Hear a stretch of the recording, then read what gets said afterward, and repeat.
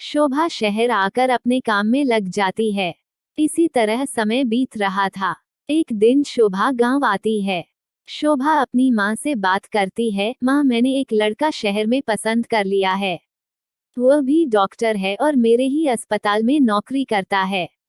शोभा की माँ कहती है, वो तो ठीक है बेटा, पर मैं एक बार लड़के से मिलना चाहती हूँ।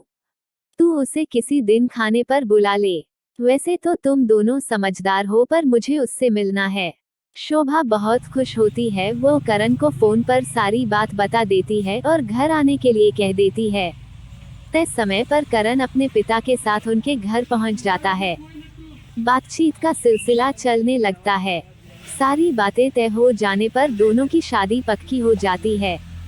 शादी की तारीख पक्की होने पर शोभा करुणा से मिलने गांव आती है।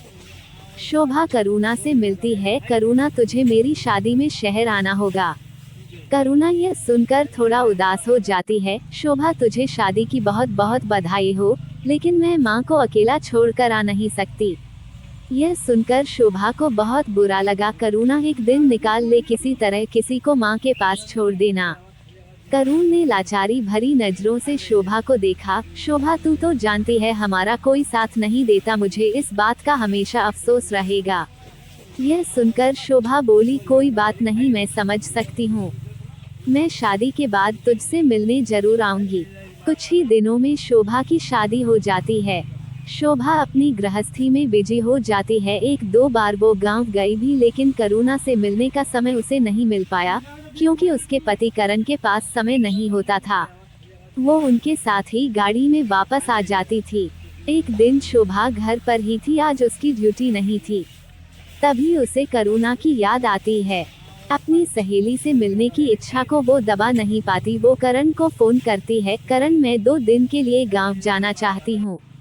करण हंसकर जवाब देता है, क्या हुआ, माँ की याद आ रही है?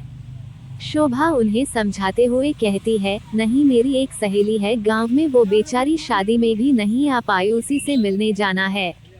करण कहता है, चलो कल चलते हैं, मैं कल की छुट्टी ले लेता हूँ। शोभा मुस्कुराकर कहती है, नहीं, मैं अकेली चली जाऊंगी और 2-3 दिन बाद ही वापस आऊंगी।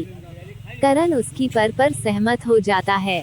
करुणा से मिलने के उत्साह में शोभा जल्दी जल्दी अपने कपड़े पैक कर दोपहर की गाड़ी से गांव पहुंच जाती है। अचानक शोभा को देखकर उसकी मां पूछती है, बेटी अचानक कैसे आ गई? शोभा हंसकर जवाब देती है, मां कुछ नहीं, बस ऐसे ही मन कर रहा था। शादी के बाद एक बार भी करुणा से नहीं मिल पाई, सोचा उससे मिलकर बहुत सी बातें करूंगी। यह सुनकर शोभा की माँ उदास हो गई और बोली, अच्छा किया बेटा, जो उससे मिलने आ गई, उसका आखिरी सहारा उसकी माँ को भी भगवान ने उससे छीन लिया। अभी 3 दिन पहले ही उसकी माँ चल बसी, बिल्कुल अकेली हो गई है। ऊपर से उसके ताऊ ने 15 दिन बाद उसकी शादी पक्की कर दी है। यह सुनकर शोभा को गहरा धक्का लगा। वह जल्दी से घर से बाहर निकलकर गांव की गलियों को पार करके करुणा के घर के सामने पहुंच गई। घर के सामने दरी बिछी थी, कुछ लोग वहां बैठे थे। शोभा करुणा को ढूंढती हुई अंदर चली गई। आंगन के सामने बरामदे में करुणा को घेरे गांव की कुछ औरतें बैठी थीं। करुणा, शोभा ने उसे पुकारा। शोभा को देखकर करुणा की जैसे चीख निकल गई, शायद कोई शोक लहर जिसे वो अभी तक दबाए बैठी थी, उभर कर सामने आ गई। करुणा झट से रोती हुई आंगन में खड़ी शोभा के गले लग गई। शोभा की आंखों से भी आंसू बह रहे थे।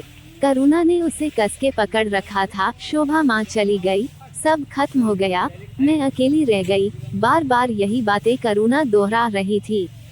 शोभा उसे किसी तरह पकड़कर बरामदे में ले गई, उसे बैठाया। करुणा, तू चिंता मत कर, मैं हूँ न तेरे साथ। करुणा को बहुत देर तक दिलासा देती रही।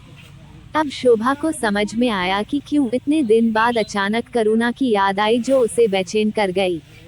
करुणा के दिल की आवाज शोभा तक संदेशा बनकर पहुंच गई। काफी देर बैठने के बाद शोभा ने करुणा से पूछा, तूने कुछ खाया? करुणा ने बड़ी मुश्किल से जवाब दिया, शोभा बिल्कुल मन नहीं है, ऐसा लगता था जैसे माँ के साथ मेरे प्राण भी निकल जाएं, लेकिन तुझे देखकर लगा कि मेरा कोई अपना है। क्या तू कुछ दिन मेरे पास रुक सकती है? शोभा ने उसके आंसू पोंछते हुए कहा, चिंता मत कर, मैं अभी यहीं हूँ। पर तुझे खाना खाना होगा। भूखे रहने से तो तू बीमार पड़ जाएगी। तुझे मेरी दोस्ती की कसम, खाना खा ले। करुणा के बार बार मना करने पर भी शोभा ने उसे जबरदस्ती खाना खिलाया। रात के समय जब करुणा सो गई तब उसकी ताई से शोभा ने कहा, ताई जी इसे मत बताना कि मैं जा रही हूँ, सुबह जल्दी ही आ जाऊंगी। ताई जी ने शोभा के सिर पर हाथ फेरते हुए कहा, बेटी सुबह जरूर आ जाना, तेरे आने से इसकी जान में जान आ गई, बड़ी हिम्मत बंध गई तुझसे। करुणा को सोता छोड़कर शोभा घर आ गई, लेकिन उसकी आंखों से नींद कोसों दूर भाग गई थी। अब करुणा का क्या होगा, यह सवाल बार बार उसे परेशान कर रहा था।